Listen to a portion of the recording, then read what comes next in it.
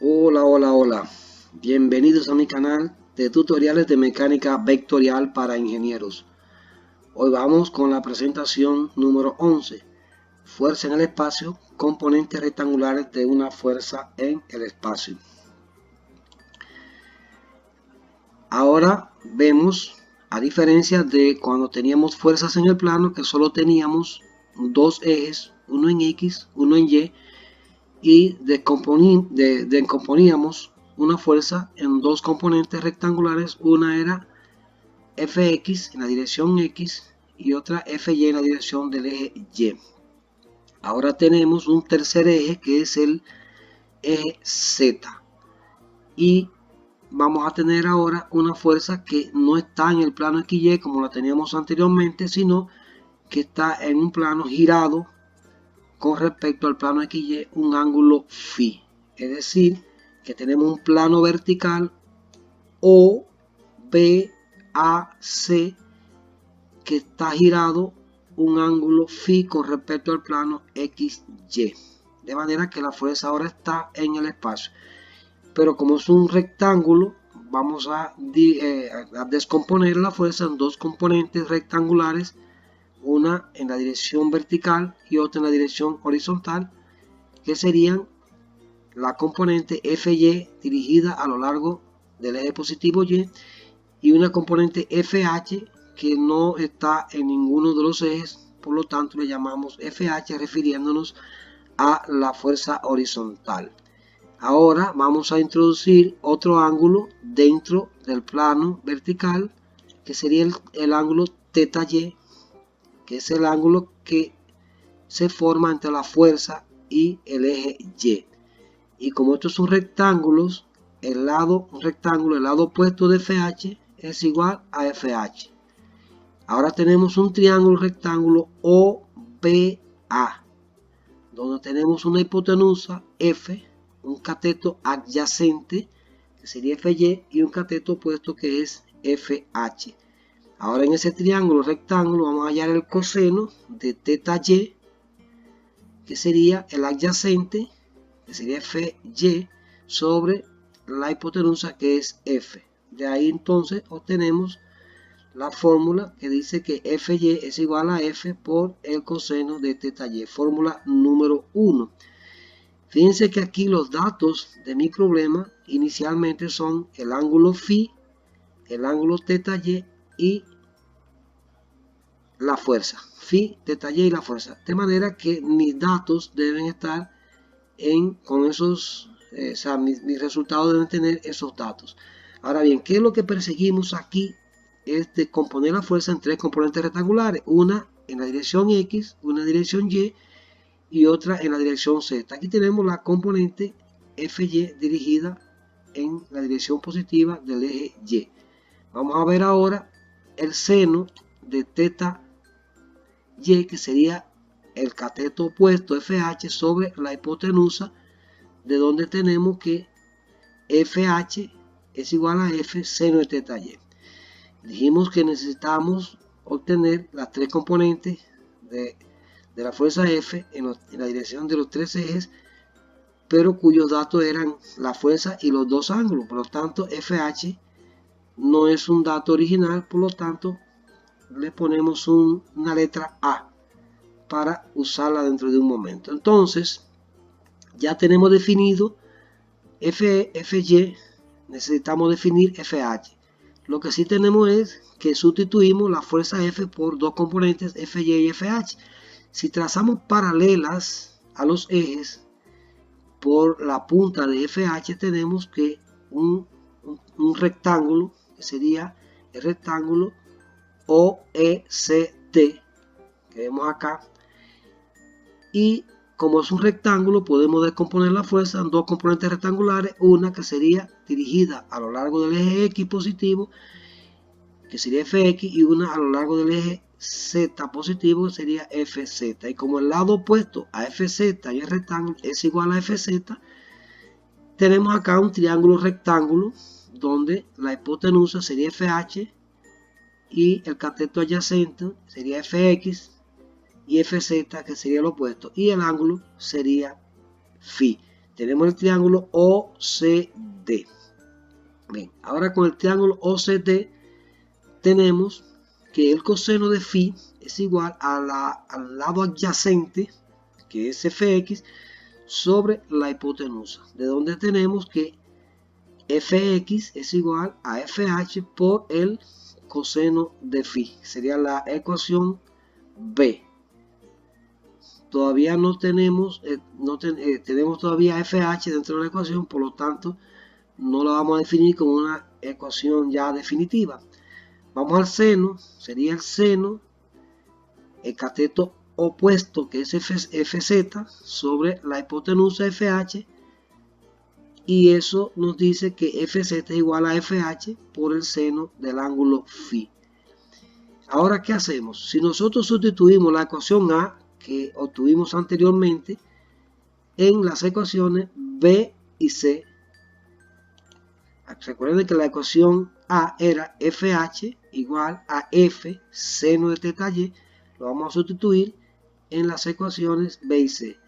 Si sustituimos la ecuación B, tenemos que fx es igual a fh, pero fh es f seno de teta y multiplicado por el coseno de phi. Ecuación número 2. Fíjense que aquí los datos para calcular fx son la fuerza, teta y phi, como dijimos originalmente. También vamos a sustituir a fh en la ecuación C y tenemos que fz es igual a f seno de teta y, que sería fh por el seno de phi. Y tenemos la ecuación número 3. Ahora vamos a hacer una combinación de los triángulos OBA de la primera figura y el triángulo OCD de la segunda figura, y vamos a aplicar el teorema de Pitágoras, donde en el triángulo OBA la hipotenusa al cuadrado es igual a la suma de los cuadrados de los dos catetos, sería f cuadrado igual a fy cuadrado más fh cuadrado. Sería la ecuación D. Vamos ahora al siguiente triángulo, que sería el OCD. Tenemos que la hipotenusa es fh elevado al cuadrado igual a la suma de los cuadrados de los catetos, serían fx al cuadrado más fz al cuadrado. Si nosotros sustituimos esa fh de la ecuación E en la ecuación D, que se ve aquí, tenemos que, sustituyendo fh cuadrado de la ecuación E en la ecuación D, tenemos que f cuadrado es igual a fy cuadrado más fh cuadrado, que sería fx cuadrado más fz cuadrado. Ahora, si nosotros organizamos eso en otro orden y sacamos raíz cuadrada en ambos lados, decimos que raíz cuadrada de fx de f cuadrado sería f igual a la raíz cuadrada de fx cuadrado más fy cuadrado más fz cuadrado, y sería la ecuación número 4. Cambiando de figura, acá tenemos un cubo cuya diagonal sería la fuerza F. Y fíjense que ese cubo cuya diagonal es la fuerza F tiene un ángulo teta y que se forma entre la fuerza y el eje, perdón, teta x, que es el ángulo que se forma entre la fuerza y el eje x. Ese teta x es un ángulo inclinado diferente al ángulo phi, porque aunque el ángulo phi se mide desde el eje horizontal fx, pero se mide entre el eje y la componente horizontal de la fuerza, que sería la que vimos anteriormente. Por lo tanto, phi es un ángulo horizontal. Un ángulo horizontal entre la fuerza FH y el eje X. Mientras que este es un ángulo inclinado porque va desde la fuerza, que es una fuerza en el espacio, hasta el eje X. Y si trazamos una diagonal por la cara del lado derecho del cubo, esa diagonal, como está contenida dentro de la cara del lado derecho, que es una cara perpendicular al eje X, también esa línea sería una línea perpendicular. Por lo tanto, formaría un ángulo recto en el punto D entre la línea inclinada, o sea, esa diagonal, y el eje X sería un ángulo 90 grados. Por lo tanto, tenemos un triángulo rectángulo donde el ángulo sería θ x y el lado opuesto, fx, y la hipotenusa sería f. Sería el triángulo OAD. Y tenemos que en el triángulo OAD el coseno de θ x es igual a la adyacente fx sobre la hipotenusa f, de donde tenemos que fx es igual a f por el coseno de θ x. Bien, entonces vamos a tomar el mismo cubo, pero ahora el ángulo que vamos a medir lo vamos a medir entre la fuerza y el eje Z. Fíjense que también es un ángulo inclinado porque la fuerza está en el espacio y va hacia el eje Z. Y vamos a trazar una diagonal en la cara frontal de ese cubo. Y tenemos que, como esa cara frontal es perpendicular al eje Z, entonces tenemos que esa línea, que es la diagonal, sería perpendicular también al eje Z y formaría un ángulo recto en el punto E. Fíjense que si nosotros hubiésemos tomado originalmente, si la fuerza hubiese estado originalmente en la cara del lado izquierdo del cubo, en esa línea de puntos que vemos, línea de segmentos, aquí en E se formaría un ángulo recto. Es como si giráramos ese triángulo hacia el frente, ¿verdad? Y se conservara el ángulo recto en E. Por lo tanto, un triángulo rectángulo que tiene como hipotenusa a F, tiene como adyacente a FZ y el ángulo sería θz. Y tenemos entonces que el coseno del triángulo OAE, el coseno de θz es igual al adyacente FZ sobre la hipotenusa, y tenemos que Fz es igual a F por el coseno de θz. Es la ecuación número 6. Ahora vamos a combinar tres ecuaciones que son la ecuación número 1, la número 5, que la acabamos de ver, y la número 6, que fue la última, ¿verdad? Vamos a hacer la combinación y decimos que la ecuación número 1 dice que Fy es igual a F por el coseno de θy. Si nosotros despejamos a F de esta ecuación, pasamos dividiendo el coseno de θy debajo de Fy y tenemos que Fy sobre el coseno de θy es igual a F. También hacemos lo mismo con la ecuación 5 acá y decimos que la 5 dice que Fx es igual a F por el coseno de θx. Entonces si despejamos a F, pasamos dividiendo el coseno de θx y tenemos que Fx sobre el coseno de θx es igual a F. La número 6, que es la que tenemos acá, dice que Fz es igual a F por el coseno de θz. Por lo tanto, hacemos la misma operación y decimos que Fz sobre el coseno de θz es igual a F. Observamos entonces que todas las ecuaciones que vemos acá son iguales a F. Por lo tanto, todas son iguales entre sí. Y obtenemos la fórmula número 7, que dice que Fx sobre el coseno de θx es igual a Fy sobre el coseno de θy igual a Fz sobre el coseno de θz igual a F. Número 7. Esa es la ecuación número 7 y vamos ahora a la siguiente figura. Aquí tenemos un pequeño cubo donde vamos a colocar un pequeño vector llamado lambda, letra griega que significa L. Entonces, ese vector se conoce como el vector unitario lambda porque es igual a 1. Ese vector tiene tres componentes que son lambda x dirigido en la dirección positiva del eje x, lambda y dirigido en la dirección positiva del eje y lambda z dirigida en la dirección positiva del eje z. Vamos a agregar otro cubo donde contiene un vector que coincide en dirección y sentido con el vector lambda, es decir que las dos diagonales están en la misma línea de acción. Este vector se llama vector f y tiene tres componentes que son fx, fy y fz. Como lo vemos acá, fx en la dirección del eje x positivo, fy en la dirección positiva del eje y fz en la dirección positiva del eje z.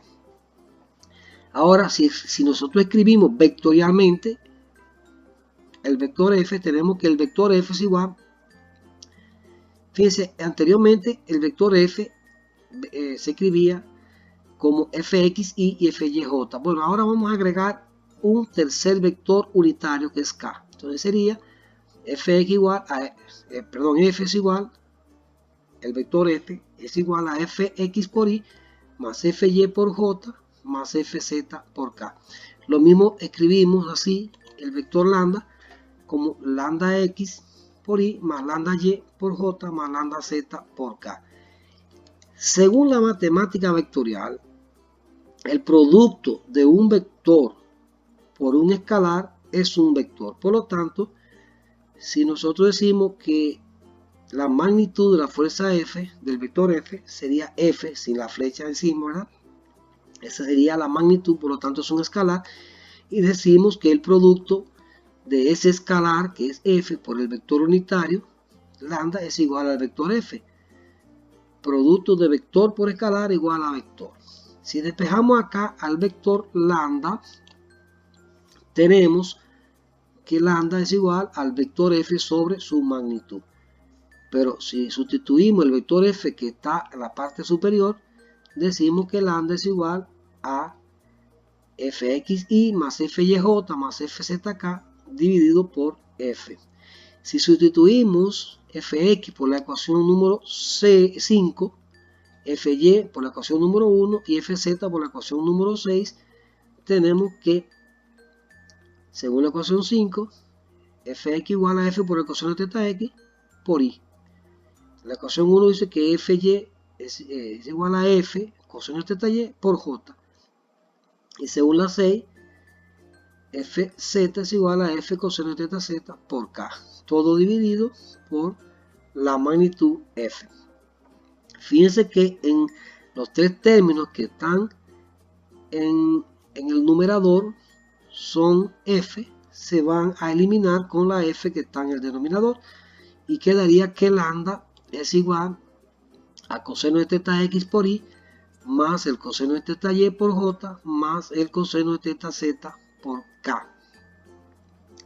Si nosotros comparamos este vector lambda con el vector lambda que tenemos en la parte superior, vemos que lambda x es igual a coseno de teta x, lambda y igual a coseno de teta y lambda z igual a coseno de teta z, como vemos acá.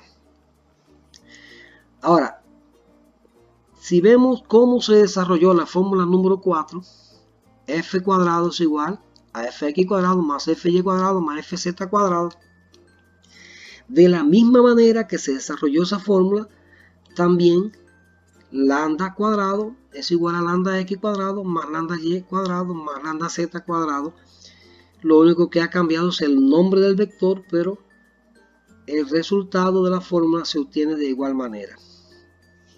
Entonces sabemos que lambda es igual a 1, por lo tanto sustituimos lambda cuadrado igual a 1 al cuadrado. Y lambda x cuadrado sería coseno de teta x al cuadrado, perdón, coseno del cuadrado de teta x. Lambda y cuadrado sería coseno al cuadrado de teta y lambda z sería igual a coseno al cuadrado de teta z. Entonces podemos despejar la fórmula de esta manera: coseno al cuadrado de teta x más coseno al cuadrado de teta y más coseno al cuadrado de teta z igual a 1. Fíjense que, esa es la ecuación número 8, fíjense que no es lo mismo coseno de teta x cuadrado que coseno al cuadrado de teta x. Si yo digo coseno de teta x cuadrado, lo que estoy elevando al cuadrado es teta x, no la función. Pero si decimos coseno al cuadrado de teta x, estoy primero calculando el coseno y luego el resultado de la función coseno se eleva al cuadrado. Hay que tener un poco de cuidado con eso. Y con esto vamos a terminar esta presentación y nos vamos a la próxima presentación, que sería la continuación de fuerza en el espacio, pero ahora vamos a ver otro tema relacionado con dicha fuerza en el espacio. Si aún no te has suscrito a mi canal, te sugiero que lo hagas y nos vemos en la próxima ocasión. Gracias.